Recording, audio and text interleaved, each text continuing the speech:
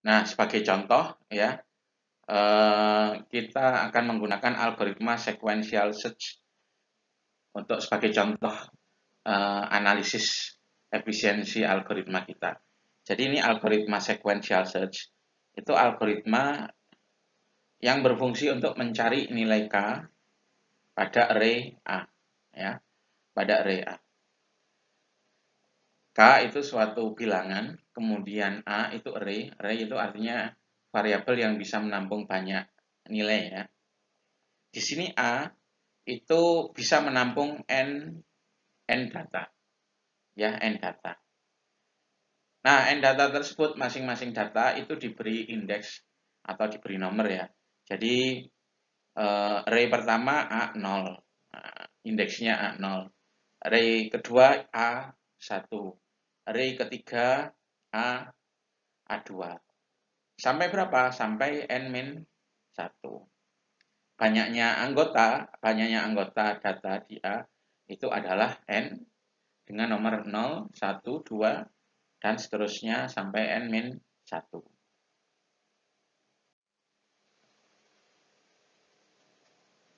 Algoritma sequential search ini akan memeriksa elemen array atau anggota array satu persatu dari yang indeks ke 0 ya. Jadi dari indeks ke 0 untuk mencari yang nilainya sama dengan K. Jadi indeks ke 0 dicek apakah nilainya K. Kalau enggak indeks ke 1 ya, dicari yang nilainya apakah nilainya K dan seterusnya. Kalau sudah ketemu misalnya di indeks ke I, nah algoritma ini akan mengembalikan nilai I. Ya, mengembalikan nilai I. Selesai ya, akan keluar dari algoritma ini. Jadi dia mencari nilai pertama atau elemen pertama yang nilainya sama dengan K. Oke, kita cek dulu detail algoritmanya. Ya, untuk yang baris pertama I0. I itu digunakan untuk menomori indeksnya ya. Menomori indeksnya. Dimulai dari indeks ke 0. Kemudian kita masuk perulangan. Perulangan itu adalah baris data yang dieksekusi berkali-kali selama syaratnya terpenuhi ya. Jadi ini syaratnya. Ini syaratnya. Ya, selama ini bernilai true, benar. Kemudian yang ini juga bernilai benar. Nah, maka dua baris ini akan dieksekusi berkali-kali. Sampai kapan? Sampai tidak memenuhi lagi ya. Jadi salah satu bernilai false. Salah satu bernilai false, dia akan keluar. Nah, kita jelaskan dengan contoh. Langsung aja dengan contoh array ya. Jadi misalnya saya punya array. Array A ya. Anggotanya adalah 2, 1, 3, 5, 7. Nah, ini indeks ke 0, indeks ke 1, indeks kedua, 3, 4. Ya, 4. Banyaknya anggota A adalah 5. Dinomori dari 0 sampai 4. Kemudian K-nya adalah 5. Kita mau mencari posisi dari elemen yang memiliki nilai 5. Nah, mula-mula I sama dengan 0. Ya, I sama dengan 0. Ini yang ditunjuk oleh I ya. Yaitu indeks ke 0.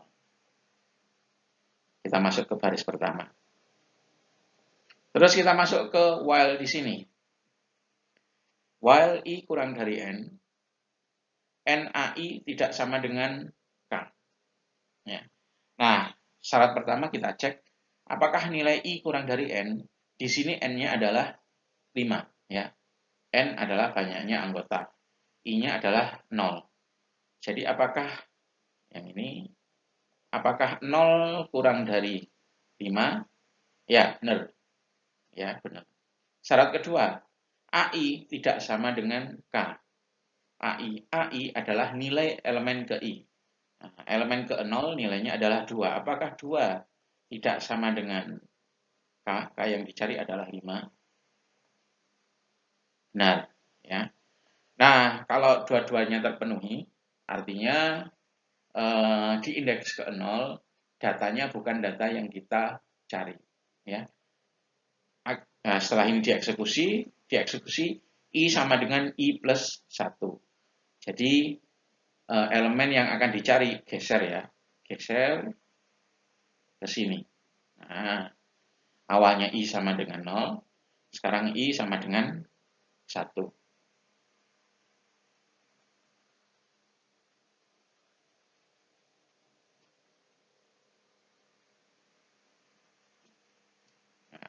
Setelah ini dieksekusi, baris kedua dieksekusi, baris ketiga dieksekusi, kembali ke while lagi karena ini perulangan. Ya. Dicek lagi, while I kurang dari N. Sekarang I-nya adalah 1. Kemudian N-nya tetap 5. N adalah banyaknya anggota array-nya. Oke, ini bernilai benar. Ya. Kemudian pengecekan kedua, apakah AI tidak sama dengan K? Ya, AI adalah 1. Jadi elemen urutan atau indeks 1, nilainya ya 1 di sini. Apakah 1 tidak sama dengan K? K di sini yang dicari adalah 5 ya. Nah, 5. Nah, ini ternyata juga benar. Kalau dua-duanya benar, artinya pada elemen yang kita cari ini datanya belum ketemu ya. Dan elemennya belum habis. Sehingga masuk ke baris ketiga, I-nya ditambah lagi. Ya, awalnya 1, sekarang I-nya menjadi 2. Ya. Setelah I-nya menjadi 2, kembali lagi ke while ya, karena perulangan. Jadi selama di while ini dua-duanya terpenuhi, karena di sini kata gabungnya adalah N ya, N. Selama yang I kurang dari N bernilai true, AI tidak sama dengan K bernilai true, itu kita masih terus melakukan perulangan. Oke, untuk indeks kedua isinya 3. Nah, ini juga ternyata sama ya, nanti yang persyaratan pertama true, persyaratan kedua true, sehingga nanti I-nya pindah ke indeks ketiga. Nah, ini yang di indeks ketiga ini berubah ya. Syarat pertama, I kurang dari N. Apakah 3 kurang dari 5? Ya. Tapi yang syarat kedua, AI tidak sama dengan K. Nah, di sini ternyata untuk data dengan indeks ketiga itu 5. Terus data yang dicari adalah 5. Nah, ini false ya, false. Nah, sehingga ekspresi I kurang sama dengan N, AI tidak sama dengan K bernilai false. Kalau false, tidak perlu masuk ke perulangan lagi. Ya, jadi ketika I mencapai 3, untuk I mencapai 3, nanti langsung loncat ke sini. Ya.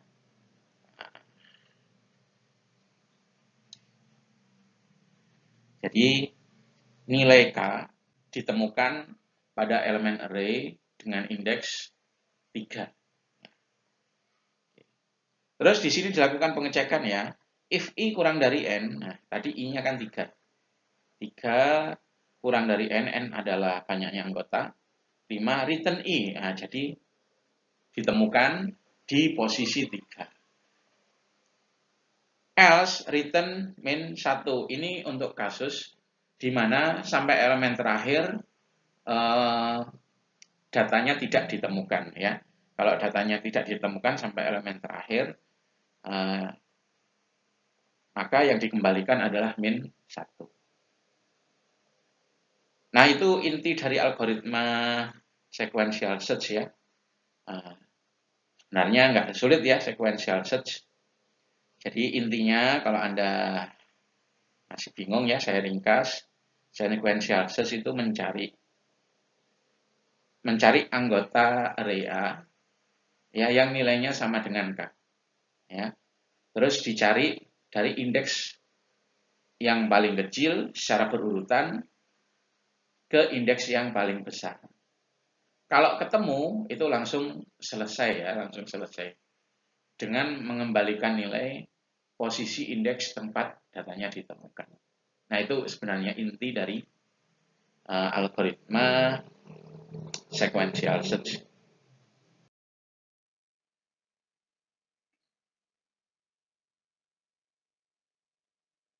Nah, baris kode mana yang sangat berpengaruh pada running time? Ya, yang berpengaruh pada running time adalah bagian loop ya, yaitu baris 2 dan baris 3, yaitu while dengan i sama dengan i plus 1. Kenapa?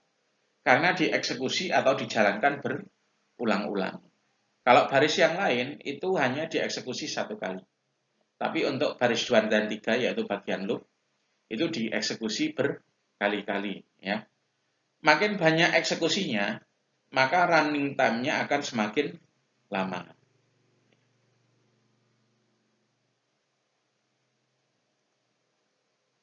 Nah, itu penting ya. Jadi bagian dari program yang membuat running time atau waktu eksekusi program itu lama ialah bagian perulangan. Ya, makin sering bagian perulangan dieksekusi, maka running time-nya makin lama. Terus kalau perulangannya beberapa level, nah itu juga semakin lama. Jadi untuk algoritma non-rekursif ya, kalau non-rekursif itu algoritma yang menggunakan perulangan. Bagian yang sangat berpengaruh dari kode terhadap running time, jadi yang menentukan lama atau cepatnya sebuah algoritma dieksekusi adalah bagian perulangan ini ya. Perulangan. Karena dia dieksekusi berkali-kali. Kalau makin banyak eksekusinya, maka running time algoritmanya makin lama. Makin sedikit, makin cepat.